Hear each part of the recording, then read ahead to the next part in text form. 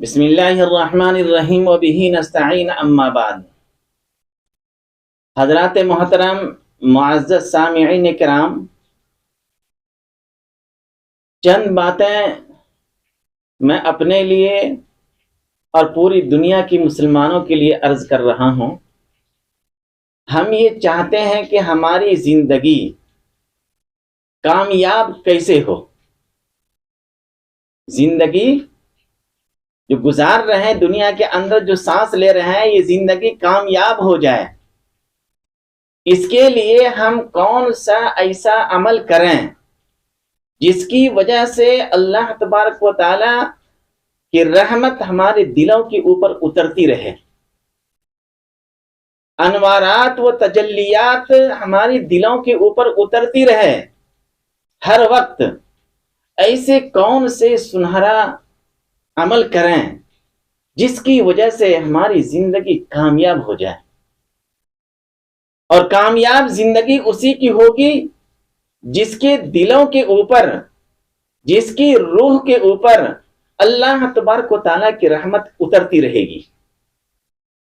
میرے دوستو، اس کے لیے بہت سارے نسخے ہیں جس کے اوپر اگر ہم عمل کریں گے تو اللہ کی رحمت ہماری جانب متوجہ ہوگی، اللہ کی مدد اور نصرت بھی آئے گی۔ وہ اعمال ہماری زندگی سے نکل گیا ہے، وہ اعمال ہے ہی نہیں۔ دوستو، ہم دنیا کے اندر کھاتے ہیں، پیتے ہیں تاکہ ہماری صحت بالکل تندرست رہے۔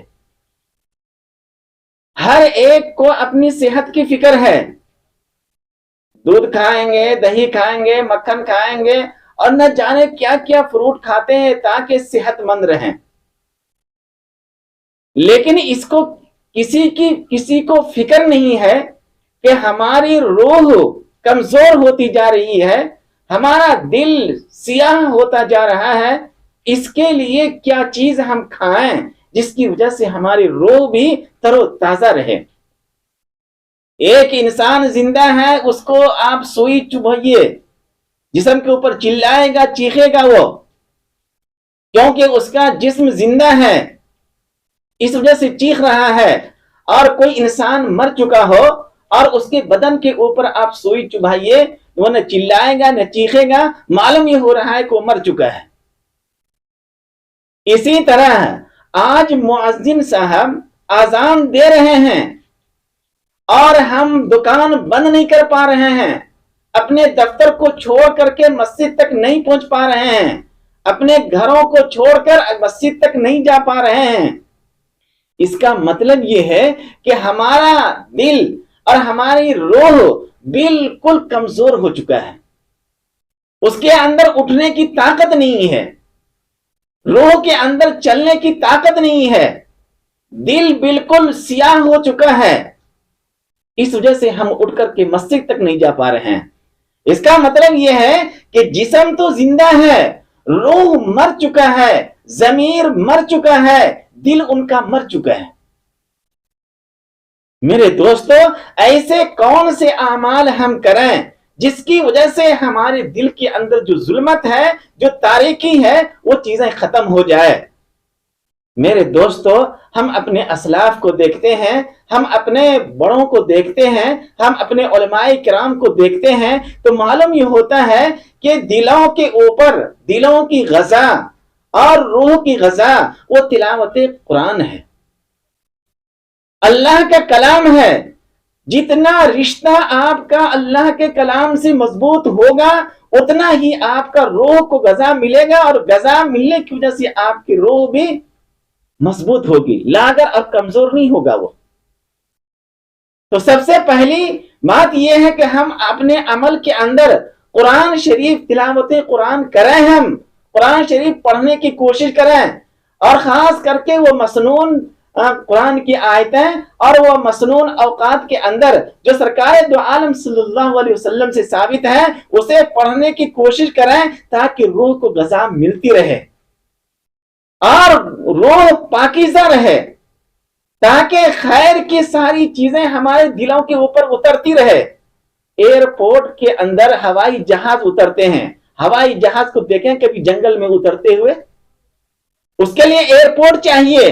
अगर आप चाहते हैं कि अल्लाह की रहमत आपके दिलों के ऊपर उतरे और रूह के ऊपर उतरे, अनवारात तजल्लियात आपके रूह और आपके दिलों के ऊपर उतरती रहे और आप हर वक्त तरोताजा रहें और आपकी जिंदगी कामयाब हो जाए, तो आप अपने दिलों को एयरपोर्ट बनाइए ताकि अल्लाह की रहमत उसके अंदर उतरे और वहां पे रुके वो। इसके लिए सबसे पहली चीज ये है कि तिलावत कुरान।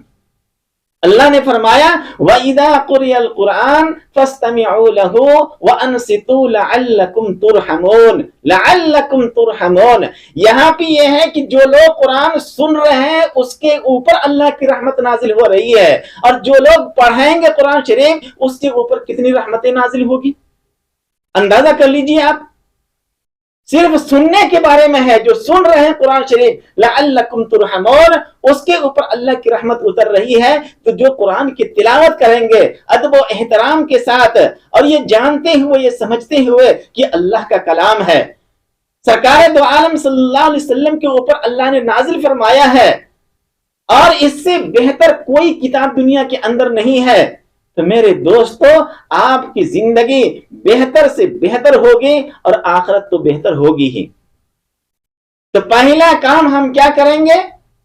तिलावत कुरान शरीफ। सुबह फजर की नमाज पाबंदी से पढ़ें और पढ़ने के बाद आप कुरान शरीफ की तिलावत करें, सूरह यासीन पढ़ने की कोशिश करें और जोहर के नमाज के बाद सूरह फतह पढ़ने की कोशिश करें। सुबह फजर में सूरह यासीन पढ़ेंगे या और कोई आयत पढ़ेंगे, कोई पारा पढ़ने की कोशिश करेंगे, तो गोया कि आप अपनी रूह को गज़ा खिला रहे हैं, नाश्ता करा रहे हैं।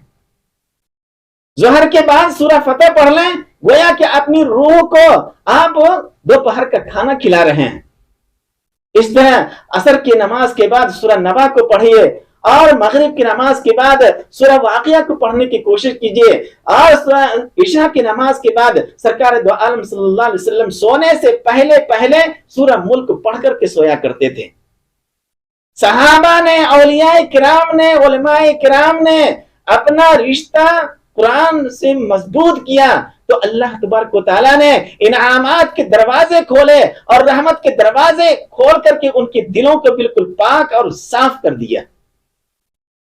जब भी दीन का कोई तकाजा आ गया फौरी खड़े रहते थे। क्यों? कि उनका रूह जिंदा है, उनका जमीर जिंदा है। आज पूरी दुनिया की मुसलमानों को देख लीजिए आप, फजर के अंदर मस्जिद के अंदर इमाम और मुअज्जिन के अलावा 2-3 हजरात रहते हैं। बताइए आप, तो हमारी जिंदगी कामयाब कैसे होगी? हम बर्बाद क्यों नहीं होंगे? मेरे दोस्तों, पहली चीज है तिलावत कुरान शरीफ और दूसरी चीज है इस्तिगफार। इस्तिगफार हम करते रहें। अल्लाह ने फरमाया वस्तगफिरुल्लाह, कुरान शरीफ की आयत है, वस्तगफिरुल्लाह, इस्तिगफार करते रहो। दूसरी जगह अल्लाह ने फरमाया लौला तस्तगफिरूनल्लाह लअल्लकुम तुरहमून, तुम इस्तिगफार करते रहो ताकि अल्लाह तबारक व तआला तुम्हारे दिलों के ऊपर रहमत को नाजिल करे, अनवारात व तजल्लियात की बरसात हो। न तो हम इस्तिगफार करते हैं और न तो हम तिलावत कुरान शरीफ करते हैं। और अगर बाज लोग करते भी हैं तो उनके दिलों के अंदर एहसास नहीं है कि हम अल्लाह के कितने हुक्मों को तोड़ चुके हैं और सरकार दो आलम सल्लल्लाहु अलैहि वसल्लम की कितनी सुन्नतों को छोड़ चुके हैं। मेरे दोस्तों, हम पूरी दुनिया की मुसलमानों से ये कहना चाह रहे हैं कि हम अपना रिश्ता कुरान शरीफ से मजबूत कर लें ताकि हमारी जिंदगी बेहतर से बेहतर हो। बेहतर कब होगा? जब अल्लाह तबारक व तआला की रहमत हमारी जानी मुतवज्जह होगी। और दूसरी चीज है इस्तिगफार, लअल्लकुम तुरहमून, ताकि अल्लाह की रहमत हमारी जानी मुतवज्जह हो, इस्तिगफार करते रहें। और तीसरी चीज है अल्लाह का जिक्र। जब अल्लाह का जिक्र करते रहेंगे तो गोया कि आप अल्लाह से मोहब्बत करते हैं और अल्लाह आपसे मोहब्बत कर रहे हैं। मन कान अल्लाहु लहू, जो अल्लाह का हो जाएगा अल्लाह उसका हो जाएगा। आज हमारी जिंदगी के अंदर न तो तिलावत कुरान है اور نہ تو استغفار ہے نہ تو ذکر و اذکار ہے، کچھ بھی نہیں ہے۔ سال ہاں سال ہو جاتے ہیں، قرآن شریف کھولنے کی توفیق نہیں ہوتی ہے اور استغفار کرنے کی توفیق بھی نہیں ہوتی ہے، نہ تو ذکر و اذکار کرتے ہیں، اللہ کی رحمت سے غافل ہیں۔ اللہ کی رحمت کیسے اترے گی؟ اللہ کی رحمت کو اترنے کے لیے آپ کا دل، ہمارا دل پاک ہونی چاہیے، گناہوں سے پاک ہونی چاہیے، اس کے لیے استغفار ضروری ہے۔ اور ایک تیسرا عمل ہے اور وہ ہے درود و سلام۔ سرکار دو عالم صلی اللہ علیہ وسلم کے اوپر درود و سلام پڑھتے رہیے آپ، ان کی بہت بڑی فضیلت ہے۔ ایک مرتبہ درود شریف پڑھیں گے، 10 مرتبہ اللہ تبارک و تعالیٰ کی رحمت آپ کے اوپر نازل ہوگی۔ حدیث ہے، تو ہم کیوں نہیں معمول بنا لیں؟ صبح 100 مرتبہ پڑھیں گے، شام میں 100 مرتبہ پڑھیں گے، اس طرح 200 مرتبہ ہم پڑھ لیں گے، اور اگر پورے دن پڑھتے رہیں آپ تو نور علی نور۔ دیکھیے اللہ تبارک و تعالیٰ کی رحمت آپ کی جانب کیسے متوجہ ہوتی ہے۔ میرے دوستو، درود شریف بھی پڑھتے رہیں، ذکر و اذکار بھی کرتے رہیں، اور ایک چیز ہے وہ ہے اللہ کے نبی صلی اللہ علیہ وسلم کی سنت، تاکہ ہماری زندگی سرکار دو عالم صلی اللہ علیہ وسلم کی سنت کے مطابق ہو جائے۔ ہر موڑ کے اوپر دیکھنے کی کوشش کیجئے۔ اللہ نے فرمایا قرآن کے اندر، اطیعوا اللہ و اطیعوا الرسول لعلکم ترحمون۔ سرکار دو عالم صلی اللہ علیہ وسلم کی اطاعت کیجئے آپ ہر موڑ کے اوپر، تو دیکھیے اللہ کی رحمت کیسے آپ کے دلوں کے اوپر اترتی ہے اور آپ کی روح کو غذا ملتی ہے، اور کیسے آپ کی زندگی بہتر سے بہتر ہو جائے گی۔ کیا کریں گے؟ اللہ کا ذکر بھی کریں گے اور استغفار بھی کریں گے، درود شریف بھی پڑھیں گے، اور ایک تیسری اور ایک چیز ہے اور وہ ہے تقوی۔ تقوی اختیار کریں گے تاکہ ہم گناہوں سے بچ جائیں۔ میرے دوستو، میں اپنی بات ختم کر رہا ہوں۔ روح البیان تفسیر کی کتاب ہے، کبھی موقع ملے تو ضرور پڑھیے، اور اس کے اندر ہے کہ 10 جانور ایسے ہیں جو جنت میں جائیں گے، اور ان میں سے ایک جانور ہے، 10 میں سے، میں پورے کی گنتی ابھی گراؤں گا، بہت ٹائم ہو جائے گا۔ ایک ہے گدھا بھی دوزخ میں جائے گا، حضرت عزیر علیہ السلام کی گدھا، جس کو دنیا کے اندر ہم لوگ گالی سمجھتے ہیں۔ کسی کو بیوقوف بولنا ہو تو کیا بولتے ہیں؟ پکا گدھا ہے۔ اور وہ گدھا جا رہا ہوگا جنت میں، اور حضرت انسان غفلت کی زندگی گزار کر دوزخ کا مستحق ہو چکا ہوگا، اور وہ گدھا کہہ رہا ہوگا، اب تم بتاؤ بیوقوف ہم ہیں یا بیوقوف تم ہو؟ گدھا تانا دے گا وہاں پہ۔ اصحاب کہف کا کتا وہ بھی جنت میں جائے گا، اور وہ کہے گا کہ ایک روٹی تم کھلاتے تھے، پوری دن رات ہم تمہارے دروازے کے اوپر بیٹھے رہتے تھے اور تمہارے گھروں کے اوپر پہرا دیتے تھے، اور اللہ تبارک و تعالیٰ پوری زندگی ایک سے ایک نعمتیں تمہیں کھلائے، اور ایک سے ایک اللہ نے نعمت دی، اور تم مسجد تک نہیں جا سکے، تم 2 رکعت نفل نماز نہیں پڑھ سکے، اور یہ کہتے ہوئے اصحاب کہف کا کتا جنت کے اندر جائے گا، حضرت عزیر علیہ السلام کی گدھا بھی جنت میں پہنچ جائے گا، اور یہ حضرت انسان اپنی غفلت کی زندگی گزار کر جہنم کا مستحق ہو جائے گا۔ میرے دوستو، وہاں افسوس کرنے سے کچھ بھی نہیں ہوگا، ہم افسوس یہیں پہ کر لیں اور شرمندگی احساس کریں ہم، اور ندامت ہو دلوں کے اوپر۔